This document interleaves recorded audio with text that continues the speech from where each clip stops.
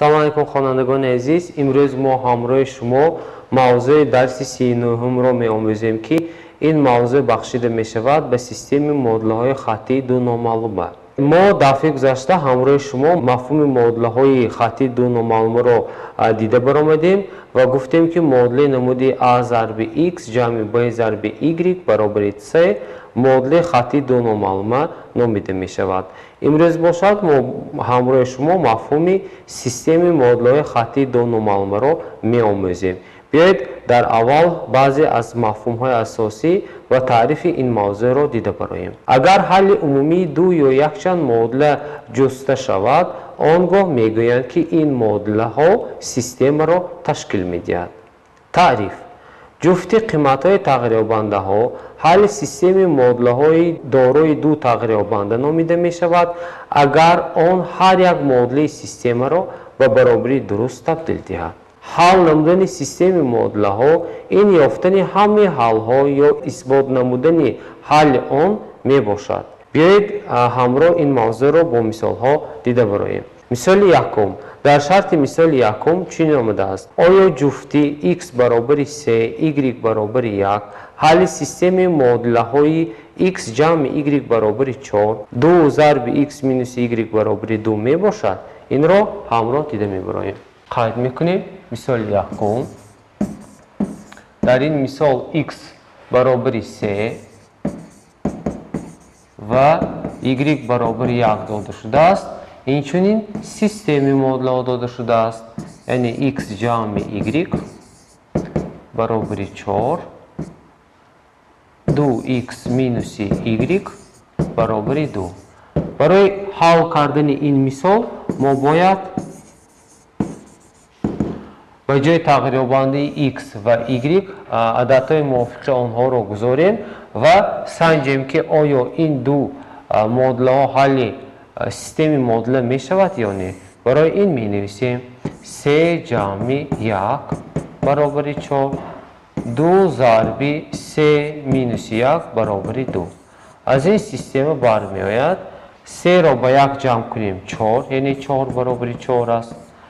2-ро бо 3 зарб мезанем 6 ва аз 6 1-ро тарк кунем, ин ба адади 5 баробар мешавад. пас 5 ин 9 баробари 2 мебошад. пас гуфтан мумкин аст ки барои системаи додашуда ҳалли x баробари 3 ва y баробари 1 ҳалли бегона мебошад. пас дар ҷавоб менависем ки x баробари 3 ва y баробари 3 ҳалли система нест, яъне ҳалли системаи модулаҳои хаттии ду номаълума намебошад, ки ин ҷавоби мисоли якум ба ҳисоб меравад.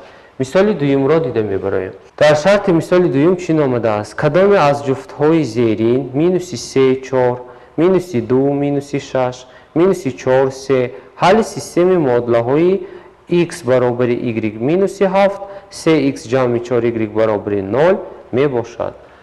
инро дида мебароем. мисоли ду. онро дар ин ҷо қайд мекунем ва нуқтаҳоро пай дар пай менависем, яъне минуси 3 4 минуси 2 минуси 6 минуси 4 3 ва системаи модула ба намуди зерин дода шудааст: x баробар y минуси 7 3x ҷамъи 4y баробари 0. барои ҳал кардани ин мисол мо бояд ҳар як ин ҷуфти ададҳое ки дар боло дода шудаанд ба системаи модулаҳо гузорем. дар ин ҷо 3 ҷуфти адад дода шудааст ки бо навбат онҳоро ба ҷои тағйирёбандаҳои мувофиқи система мегузорем. яъне дар ҳолати якум x ба минуси 3 ва y ба 4 баробар аст. пас минуси 3 баробар 4 минуси 7 дар поён бошад 3 зарби минуси 3 ҷамъи 4 зарби 4 бояд ба 0 баробар шавад. аз ин ҷо система баробарқува мешавад. минуси 3 баробари минуси 3 модули якум қаноат шуд. 3 رو به مینوس 3 ضرب کنیم مینوس 9 جمع 4 رو به 4 ضرب کنیم 16 برابر 0 می شود.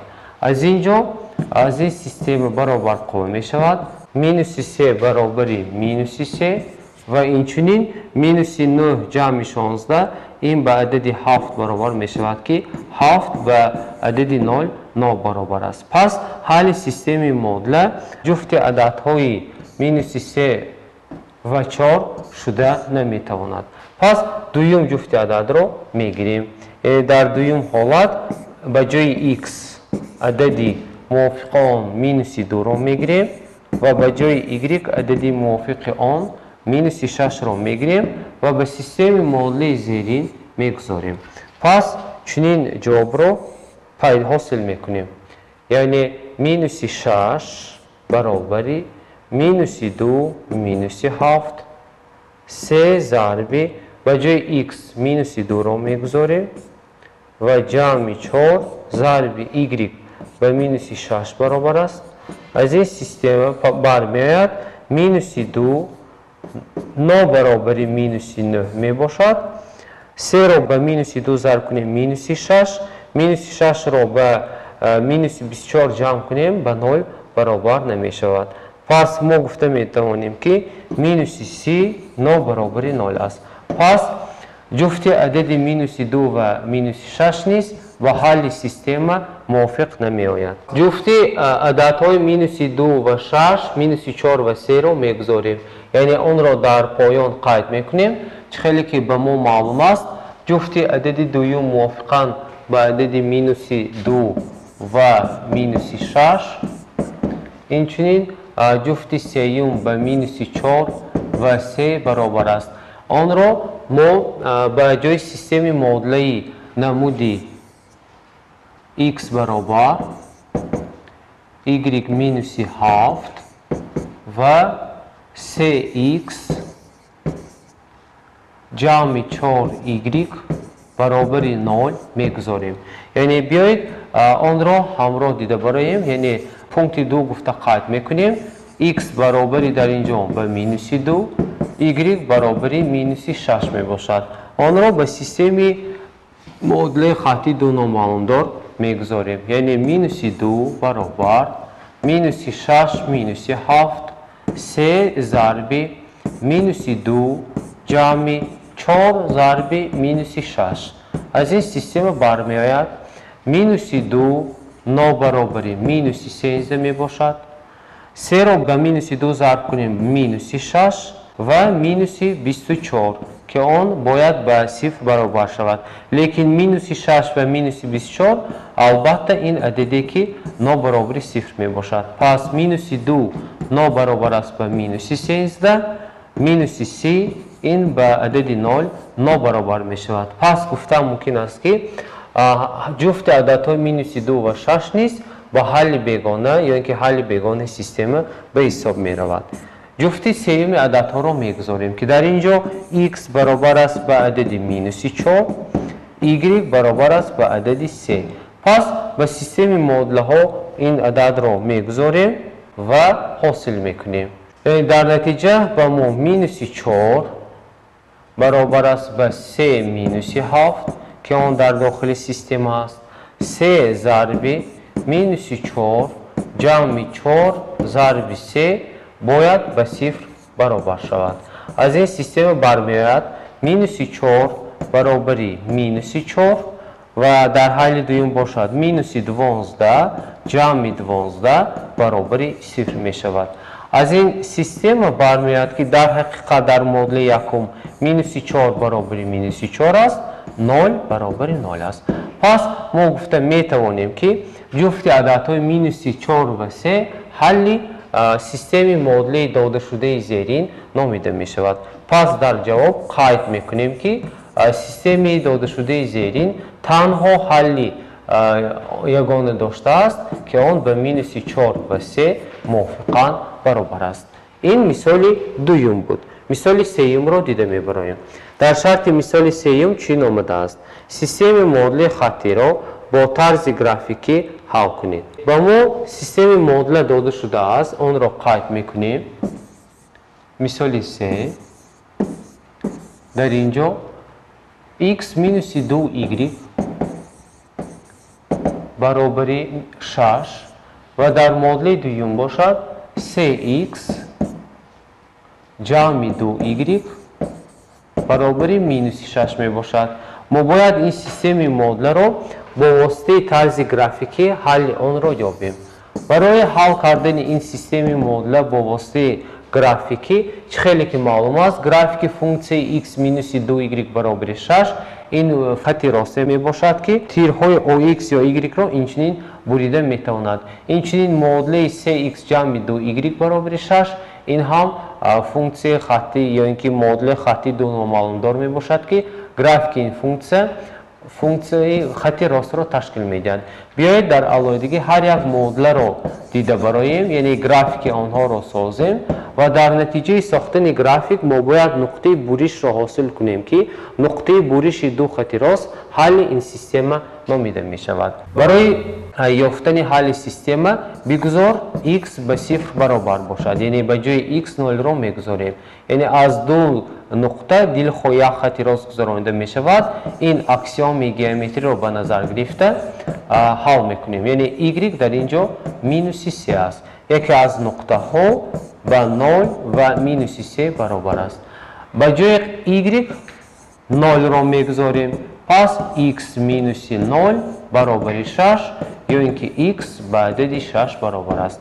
پس جفت عددی دوم این به عدد 6 و 0 برابر است که هنگام گرافیک این نقطه ها رو نیز به نظر میگیریم. دوم معادله نمود 3x جمع 2y برابر مینوس 6 را دیده میبریم. هنگام x به عدد 0 برابر بودن y موافقاً به عدد مینوس 3 برابر می شود که آن را با نقطه 3 اشاره می کنیم. پس 0 و مینوس 3 یکی از حل‌های معادله خطی داده شده می باشد. پس به جای قیمت y یعنی بگذار y به 0 برابر باشد، پس 3x برابر مینوس 6 یا اینکه x برابر مینوس 2 حاصل می شود که آن را با نقطه d افاده کرده. پس بعد گرافیک فونکسی را می سازیم. بیایید این نقطه ها را در همواری کوردیناتی تصویر کنیم. همواری کوردیناتی را می سازیم و نقطه ها را قید می کنیم. x y 0 دوام می دهیم. یکی از نقطه ها a این به 0 و مینوس 3 برابر است. این را در همواری کوردیناتی نشان می دهیم. 0 و مینوس 3 1 2 3 در اینجا نقطه میگذاریم که این نقطه A می باشد. نقطه B را قید میکنیم. در اینجا نقطه B به 6 و 0 برابر است. بگذار 6 و 0 اینجا 2 می شود. 4 6 را در اینجا قید میکنیم، یعنی بگذار 6 و 0 در این نقطه جای داشته باشد. پس مینوس 3 را در نقطه یک کتک را با دو واحد شماریدیم. پس ما میتونیم مینوس 3 را در دیگر جا قید کنیم. پس چنین می نویسیم. مینوس 3 را در مابین کتک دوم و سوم قید میکنیم، یعنی مینوس 3 در اینجا قرار میگیرد. این نقطه A. پس از دو نقطه تنها و فقط یک تا خط راست را میگذارانیم که آن موافقاً چنین می شود. این یکی از معادله های x مینوس 2y برابر 6 نامیده می شود.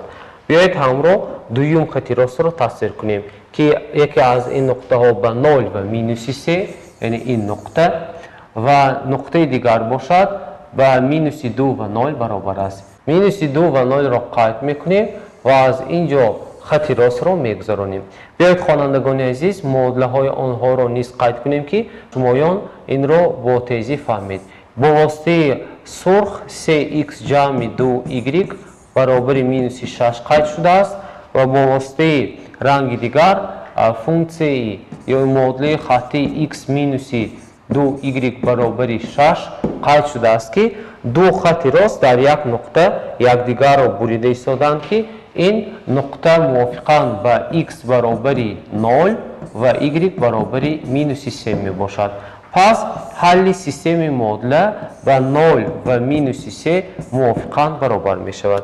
بیایید حل این معادله رو همراه میسنجیم، یعنی سنجش میگذارانیم. به جای x و y موافقاً این قیمت x و این قیمت y رو تشکیل میدهد، آن رو میگذاریم. یعنی در این حالت 0 مینوس 2 ضرب مینوس 3 باید به 6 برابر شود. در حالت دوم باشد 3 ضرب 0 جمع 2 ضرب مینوس 3 باید به عدد مینوس 6 برابر شود. از اینجا حاصل میکنیم مینوس 2 با مینوس 3 ضرب شود 6 برابر 6. 0 را به 3 ضرب کنیم 0. 0 مینوس 6 را اجرا کنیم مینوس 6 برابر مینوس 6 می شود که این حل سیستم معادله نامیده شده. ما حل آن را که حل یگانه دارد با واسطه طرز گرافیکی اجرا کردیم. خوانندگان عزیز، با همین موضوع امروزی ما به انجام رسید. برای مستحکم کردن موضوع امروزه به شما یک چند مثال و مسئله ها پیشنهاد کرده می شود که آنها را باید اجرا کرد. با همین موضوع امروزی ما به انجام رسید. خیر تا درس آینده موفق باشید.